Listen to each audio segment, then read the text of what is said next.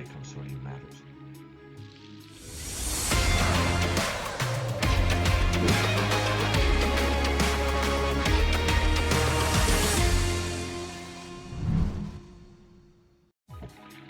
Hello one and all, welcome to Step Ahead with Ernie Rivera. I am your host, Ernie Rivera, and today we are going to talk about something very near and dear to my heart, and that is the movie, the book series, and the television series, Limitless. For those of you who do not know, I will be giving away some minor spoilers, but I will save all the big stuff for you to check out on your own. So, the concept is that there's this failed writer, Eddie Morra. Name changes in the book a little bit, but this character, Eddie Morra, he runs across an ex-brother-in-law of his, and they get to talking. And long story short, the ex-brother-in-law finds out about his writer's block because, again, he's a pretty bad writer. He's not really good at getting his act together, and that shows with a string of failed relationships, his fatigue over the idea of working, and his ability to make a living. So upon finding out about Eddie's writer's block, the ex-brother-in-law gives him this magic pill, right? And what it's supposed to do, according to the movie, this fictional thing, according to the movie, the book series, and the television series, is it's supposed to activate just all these parts of your brain to give you instant, immediate, and complete recall of anything from the course of your entire life, pretty much. Some things are harder than others, but there you go. You get the general premise. And the reason I'm talking about this is because I just started reading the book. Very fascinating.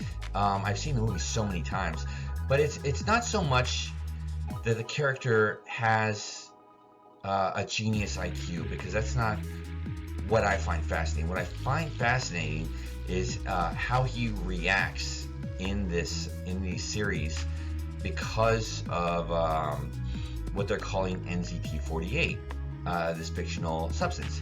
And what I find really, really interesting, again, is how he's reacting when it's in his system.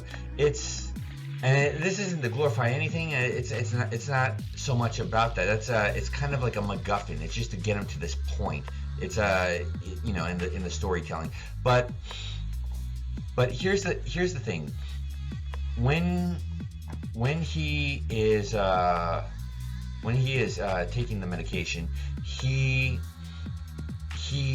begins to do away with his bad habits. He begins to do away with procrastination. He begins to do away with resistance. Now, I've heard speakers speak about the subject, and they talk about the idea of resistance, and they name it like an enemy, like an adversary.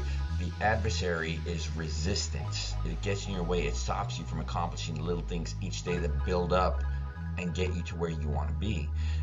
Jocko Willink, he said, how do I become more disciplined? And his answer to that question was, be more disciplined. And there's not too much more to that. It's just the idea of just doing what we already know we're supposed to do. This doesn't take a genius level IQ like in the stories, but it's just about doing what we already know we're supposed to do and holding ourselves to that. For instance, again, when he takes the medication NZT48 in the movie, besides running into his landlord's wife, he talks about. He doesn't talk about. He gets into his apartment, and upon looking at it, the line pops in his mind that the first thing I thought about was setting the place on fire. But saner minds prevailed. And immediately, the first thing he does with NZT48 is he looks around his apartment, sees the condition it's in, and he just starts cleaning everything. He doesn't stop until it's sparkling, and it's not that it's like an expensive place. It was just a little cheap apartment, but he doesn't stop until it's sparkling. And basically, the next thing he starts doing on NZT48 is he begins exercising. So let's think about that for a second. I just find this really fascinating, and I think it's really important to people's development. But he's got this medication where he can do anything he wants.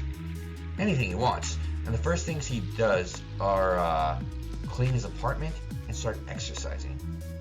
From there, he begins to educate himself in any way he can.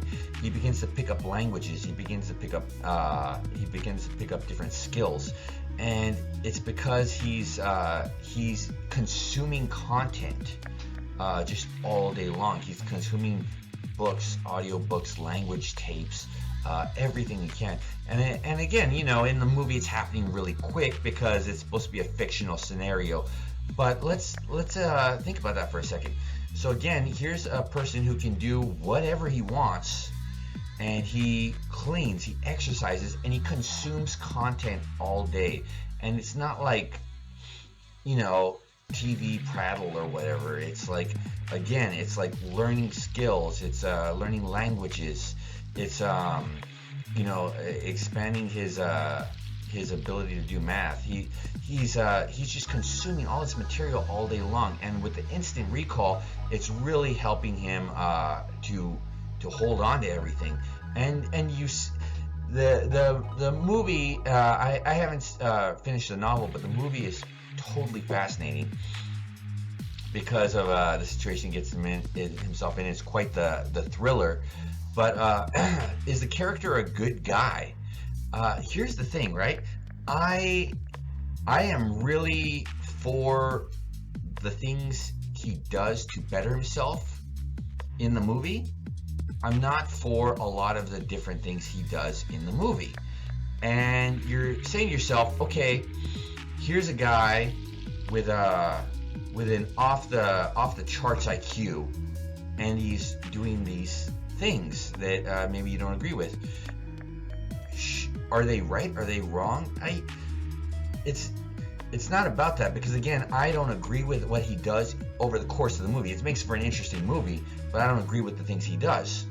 Now, how can a guy who's much smarter than me, because the movie says he's much smarter than Ernie Rivera, how can he do all these things? Well, there's a saying that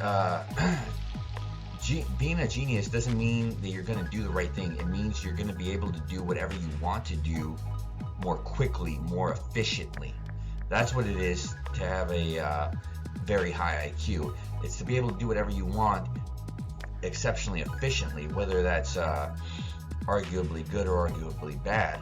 Now, if you go into the series that takes place with another gentleman who also uses the medication NZT48, he has a very different reaction to it. Now, again, he has the instant recall. He can do all these amazing things, and he also is consuming content around the clock because it's intoxicating to be able to think so clearly and to start learning this stuff. So he is learning stuff. He's taking in content nonstop, but let's say he's much warmer, much more loving. Some people might consider him a better person than Edward Morra, who is the character from the movie. Now, how can these two be so exceptionally different in temperament?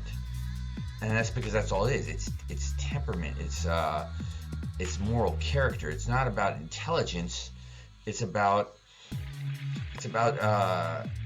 them. It's about them being the best versions of themselves. Now, that may mean different things to different people, but long story short, my point is that that's what we're trying to do. We're trying to be the best versions of ourselves, to go really far in this world, for ourselves, for our family, for our friends, for our network of people, for the world. I mean, why not?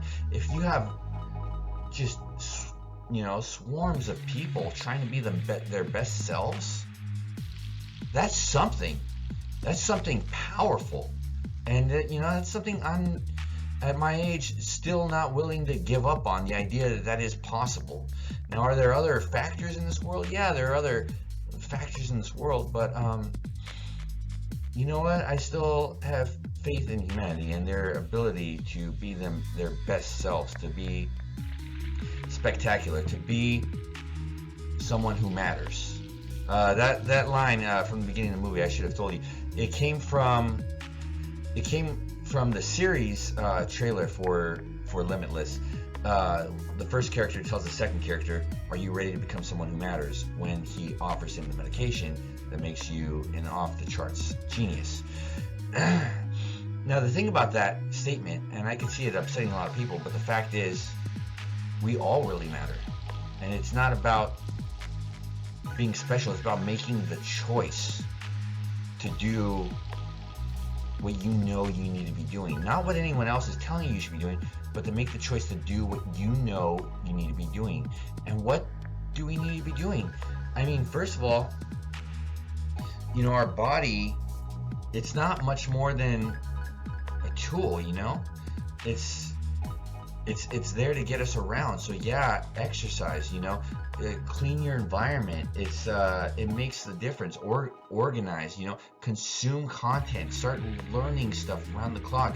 It doesn't matter what your job is, because your job is different than your business, and your business is different than your life. And it's about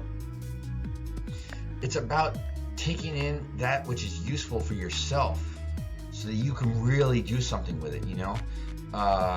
The body is a tool, knowledge is a tool, wisdom is a tool, and we should all be putting these together to the best of our abilities to become our best selves, you know? I have faith in you all to do what you know needs to be done, to make the choice to become someone who matters. And we can all be someone who matters, and we all have internal intrinsic value, but we all can make the choice to be someone who matters for ourselves, for our family, for our network, for the world. Why not? I really have faith in you all. So I really thank you for being here with me. This video has meant something to you. I hope you'll click like and subscribe, hit the notification bell. This is a fascinating topic. I hope you enjoyed yourselves. I will see you later. Check out the movie Limitless. Check out the novel and the series. They're all pretty cool. So I hope you all had a great day. Take care. Peace.